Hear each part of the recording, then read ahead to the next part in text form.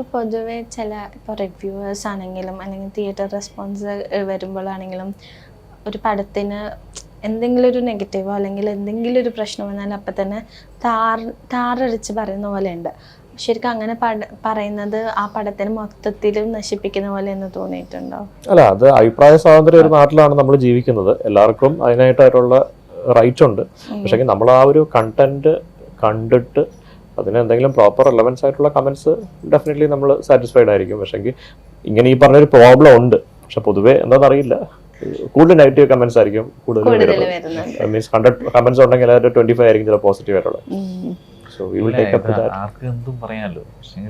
എന്നാലും അങ്ങനെ ആ സിനിമ ചിലവര് പറയില്ലേ ആ സിനിമ നല്ലതാണോ നോക്കിയിട്ട് പോവാ, അങ്ങനെ ഒരു സിറ്റുവേഷനിലോട്ട് മാറി. അല്ല, ഇപ്പൊ അങ്ങനെയാണ്. ആഫ്റ്റർ കോവിഡ് എനിക്ക് തോന്നുന്നു അങ്ങനെ തന്നെയാണ്. കാര്യം എന്ന് വെച്ച് കഴിഞ്ഞാൽ പലരും ഇപ്പൊ ഈ പറഞ്ഞ പോലെ 100, 200 അല്ലെങ്കിൽ 300 രൂപ കൊടുത്തു കഴിഞ്ഞാൽ നമുക്കൊരു എൻ്റയർ പ്ലാറ്റ്ഫോം നമ്മുടെ മൊബൈലിൽ കിട്ടുമ്പോൾ സോ പീപ്പിൾ ചൂസ് ചെയ്യാവും. സോ ആ ഒരു സിനാരിയോയിൽ നമുക്ക് തന്നെ ക്വസ്റ്റ്യൻ ചെയ്യാൻ പറ്റത്തില്ല. പക്ഷേ നല്ല കോണ്ടന്റ് ആണെങ്കിൽ ഡെഫിനറ്റ്ലി പീപ്പിൾ വരും. ഇപ്പൊ ആൾക്കാർ പോകുന്നില്ലേ സിനിമയിൽ, സ്റ്റിൽ തിയേറ്റേഴ്സിൽ സ്റ്റിൽ ആൾക്കാരുണ്ട്. പക്ഷെ അത് ഏതാന്നുള്ളവർ ചൂസ് ചെയ്യണം. അപ്പൊ നമ്മളാണ് തീരുമാനിക്കേണ്ടത് ഏത് വർക്ക്ഔട്ട് ആവും ഏത് വർക്ക്ഔട്ട് ആവില്ല എന്നൊക്കെ. എന്താണ് സാറിന് പറയാനുള്ളത്? എനിക്ക് പറയാമെന്ന് വെച്ചാൽ നമ്മളിപ്പം ശരിക്കും പറഞ്ഞു കഴിഞ്ഞാൽ ഓഡിയൻസിനെ, പ്രേക്ഷകനെ ശരിക്കും പറഞ്ഞു കഴിഞ്ഞാൽ നമ്മൾ എത്രത്തോളം മനസ്സിലാക്കാൻ പറ്റത്തില്ല. കാര്യം ട്രെൻഡുകൾ മാറുന്നതിൻ്റെ അതൊരു വലിയ ഘടകമാണ്. വലിയ പടങ്ങൾ തന്നെ അറിയാമല്ലോ. അപ്പോൾ നല്ലത് കൊടുക്കുക, ജനം പിന്നെ സ്വീകരിക്കുക എന്നുള്ള പ്രതീക്ഷയല്ല. പിന്നെ പ്രൊഡ്യൂസറെ സേഫ് ആക്കുക. ഏറ്റവും വലിയൊരു ഡയറക്ടറിൻ്റെ ഉത്തരവാദിത്വം എന്ന് പറഞ്ഞാൽ കാശ് മുടക്കിയ ആളിനെ സേഫ് ആക്കുക. അതാണ് ഞാനും എനിക്കും ശരിക്കും പറഞ്ഞാൽ ഉറങ്ങിയിട്ട ദിവസം.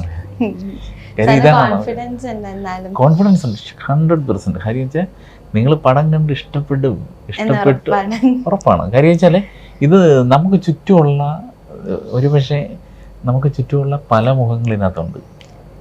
നമ്മുടെ കുഞ്ഞുങ്ങൾ അനുഭവിക്കുന്ന വേദന ഒരുപാട് പേർക്ക് റിലേറ്റ് ചെയ്യാൻ പറ്റുന്ന കാര്യങ്ങൾ. ഷുവർ. കാര്യം വെച്ചാൽ ഇന്നത്തെ സബ്ജക്റ്റ് വൈസിലാണെങ്കിൽ അതുപോലെ തന്നെ MBBS പഠിക്കുന്ന ഒരു സ്റ്റുഡൻറ്റ് കരിയർ ആകുന്നു എന്നുവെച്ചാൽ എന്തെല്ലാം പ്രതീക്ഷയോട് മക്കളെ പഠിപ്പിക്കുന്നു.